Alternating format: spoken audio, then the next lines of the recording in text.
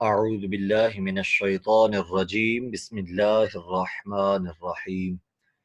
یا بنی اسرائیل اذکروا نعمتی التي انعمت علیکم واوفوا بعہدی اوف بعہدکم وإیاي فارہبون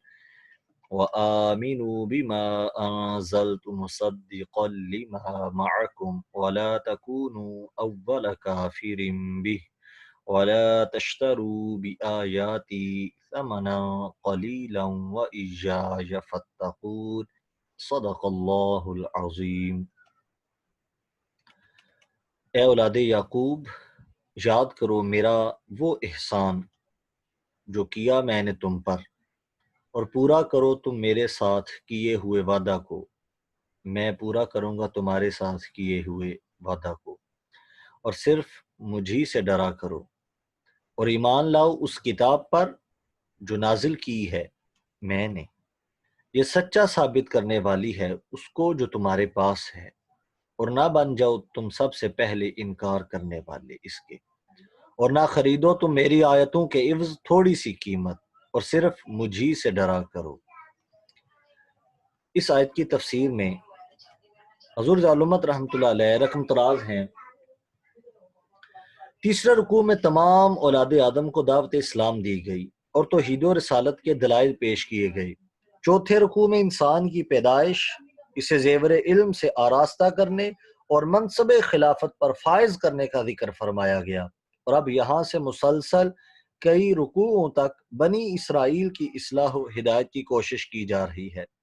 یہود کو خصوصی خطاب کرنے میں یہ مصلحت تھی کہ تمام اقوام عالم، خصوصاً جزیرہ عرب کے باشندوں میں یہود کو ایک اہم مقام حاصل تھا۔ 4000 سال تک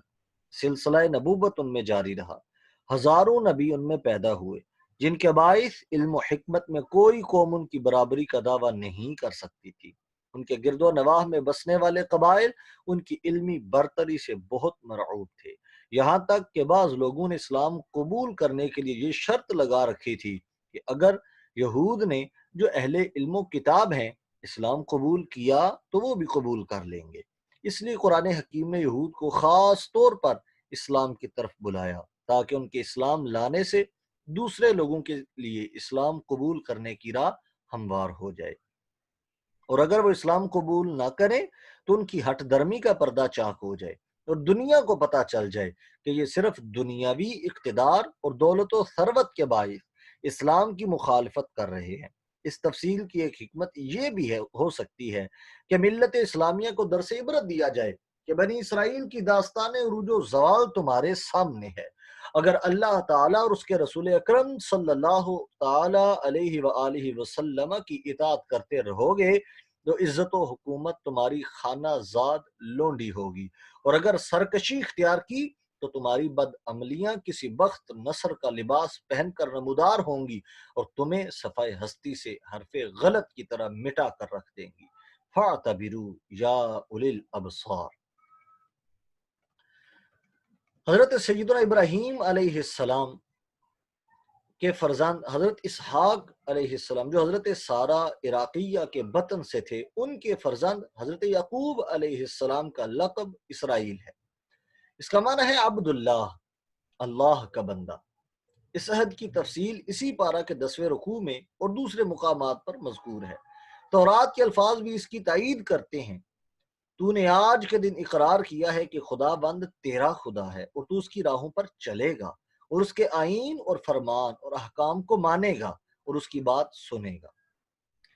علماء بنی اسرائیل کے اسلام قبول کرنے کے راستے میں ایک بڑی رکاوٹ یہ بھی تھی کہ وہ اس بات سے خوف زدہ تھے کہ اگر انہوں نے اپنے پرانے دین کو چھوڑ دیا اور اس نئے دین کو اختیار کر لیا تو ان کے عقیدت مندوں کا یہ ہجوم منتشر ہو جائے گا، اور مالی منفعت جو اب انہیں اپنے ماننے والوں سے حاصل ہو رہی ہے بند ہو جائے گی۔ اللہ تعالیٰ انہیں متنبع فرماتا ہے کہ ایسی باتوں سے ہراساں مت ہو،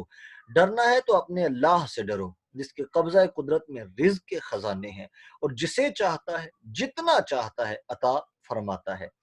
قرآن حکیم تو تمہاری کتاب کی تائید اور تصدیق کرتا ہے، تمہارے دین کی حقانیت کا علم بردار ہے، تمہارے انبیاء کی شان بلند کرتا ہے، تو پھر تم اس سے کیوں بدکتے ہو؟ اس کا یہ مطلب نہیں کہ اللہ تعالیٰ کی آیتوں کو تھوڑے داموں فروخت نہ کرو اور اگر منہ مانگے دام ملیں تو بیچ دو،